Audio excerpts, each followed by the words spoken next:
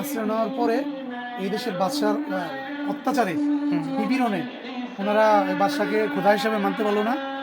তো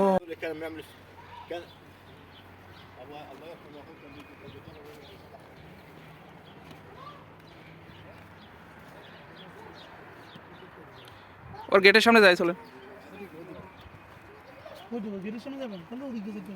হ্যাঁ, এগুলো হাতে তৈরি করছিল মনে হয় না?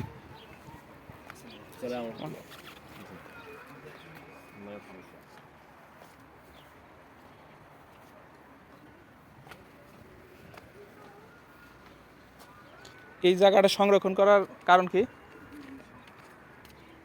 এই জায়গাটা বাউন্ডারি দেওয়ার কারণটা কি?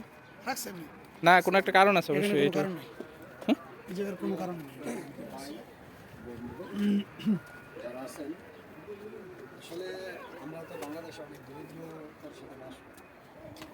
এটা কিন্তু এক সময় মসজিদ ছিল।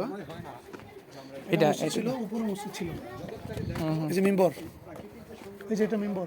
হ্যাঁ হ্যাঁ, উপরে মসজিদটা ওই যে বোঝা যায়। শুধু ওনাদের সম্মানে এখানে মসজিদ করা হয়েছিল। এখানে উমাইয়া খেলাফতের সময় মনে হয় ওনাদের পরে এই মসজিদটা করছে। হ্যাঁ হ্যাঁ, যখন কিনা শনাক্ত হয়েছে যে ওনারা এখানে ছিল, যে পাথর যেখানে নাম লেখা ছিল না, ভিতরে গেছিলাম আমি। এখানে এখনো অনেক অনেক আসবাবপাতি পাওয়া যায়, জিনিসপাতি পাওয়া যায়। এইগুলো তো পরে এরকমই করছে, সুন্দর করার জন্য এটা করছে।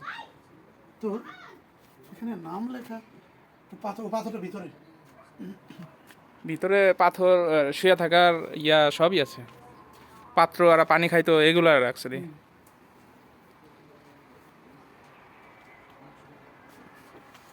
যখন তখনকার বাদশাহ যখন জানতে পারলো ওনারা এখানে পলাইছে, এই গোয়ার মুখটা এরকম ছিল না, এটা তো দরজার মতো কাটছে, সুরঙ্গের মতো ছিল।